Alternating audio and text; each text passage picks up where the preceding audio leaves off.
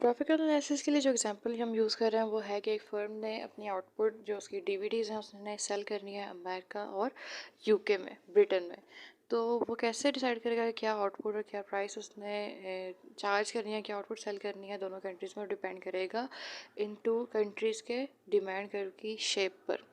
तो multi market प्राइसिफिकेशन हमने यही देखा था कि टू वो डिफरेंट ग्रुप्स में डिवाइड कर लेती है फर्म अपने कस्टमर्स को, और फिर उनको डिफरेंट प्राइस चार्ज करती है। और ये चीज़ डिपेंड करती है उनकी डिमांड कर्व की शेप्स पर। जो मोर इलास्टिक है उसको लेस प्राइस चार्ज करेगी और जो लेस इलास्टिक है उसको हायर प्राइस चार्ज करेगी। तो हम देखते हैं कि प्राइस डिसाइड करने का जो तरीका है बेसिकली वही है जहाँ पर marginal revenue curve, marginal cost curve को, जो कि सीधी स्ट्रेट लाइन है, हॉरिजॉन्टल लाइन है, ये एम स्मॉल एम से शो हो रहा है, वहाँ पर जहाँ पे इंटरसेक्ट कर रहा है मार्जिनल रेवेन्यू का कर्व अमेरिकन कस्टमर्स के लिए, वहाँ पर उसने अपने QA डिसाइड की है जो अमेरिकन कस्टमर्स को आउटपुट सेल की जाएगी, और जो वो प्राइस चार्ज करेगा वो होगी PA।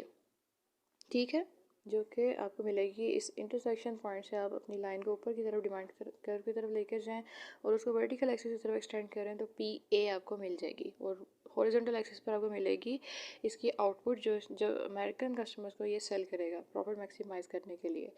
अब आप देखें जो पैनल B है, ब्रिटिश कस्टमर्स या यूके के जो कस्टमर्स हैं उनके लिए इसने किस लेवल पर अपना आउटपुट डिसाइड करना है, वो वही होगा जहाँ marginal revenue curve marginal cost curve को इंटरसेक्ट करेगा।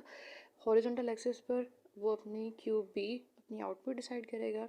इसको एक्सटेंड करें आप ऊपर डिमांड कर्व की तरफ लेकर जाएँ तो आपको वहाँ से मिलेगी वर्टिकल एक्सिस पर प्राइस जो ब्रिटिश कस्टमर्स को ये चार्ज करेगी। ठीक है,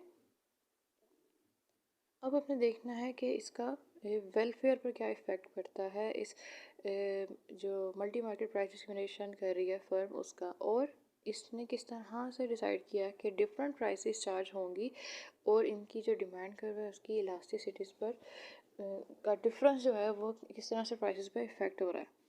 पहली चीज़ जो आपने देखनी है वो ये है कि डिमांड कर्व जो अमेरिकन कस्टमर्स का है वो मोर इलास्टिक है, और जो PA है वो PB से लेस है। तो आप यहीं पर आप अपना आपको अंदाज़ा हो जाएगा कि जो मोर इलास्टिक है, जो ज़्यादा फ्लैटर है कर्व डिमांड कर्व का वो मोर इलास्टिक है, जो स्टीप है कर्व वो लेस इलास्टिक है। उनको चार्ज की जाने वाली प्राइस दूसरी प्राइस से ज़्यादा है। अब जो हमें चीज़ देखनी है वो ये है कि वो एरिया जो below the demand curve above the price है, फ़िलहाल ये अमेरिकन कस्टमर्स की तरफ देखें, वो है कंज्यूमर सरप्लस। और वो एरिया जो बिलो द प्राइस और अबव द सप्लाई कर्व जो कि MC से शो होता है वो है प्रॉफिट या प्रोड्यूसर सरप्लस।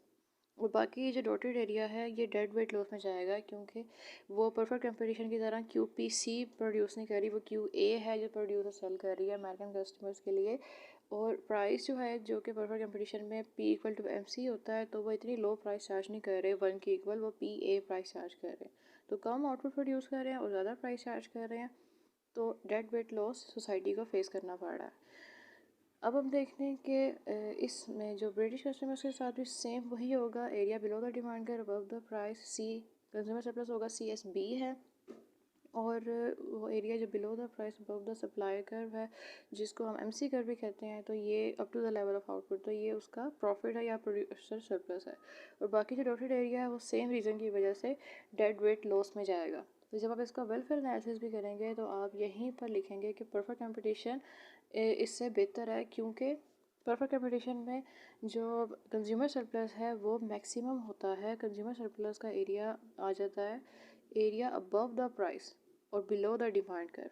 तो प्राइस जब 1 के इक्वल होगी, ये जो हॉरिजॉन्टल लाइन है MC की, प्राइस MC के बराबर होगी परफेक्ट कंपटीशन में, तो जिस वक्त प्राइस इतनी लो होगी और डिमांड कर्व और उसके बीच में जितना गैप है, ये 3 एरियाज़ हैं जिसको सम करेंगे तो वो कंज्यूमर सरप्लस बनेगा, CSA, प्रॉफिट A और डेड वेट लॉस। ये तीनों एरियाज जो है कंज्यूमर सरप्लस में जाएंगे परफेक्ट कंपटीशन की सूरत में। तो आप ये कह सकते हैं कि कंज्यूमर सरप्लस मैक्सिमम होगा लेकिन प्रोड्यूसर सरप्लस नहीं होता, बट सोसाइटी की वेलफेयर जो है वो इस सूरत में मैक्सिमम होती है, जो कि इस सूरत में नहीं हो रही। सेकेंडली आप ब्रिटिश कस्टमर्स के बारे से भी यही कंक्लूजन आप ड्रॉ कर सकते हैं।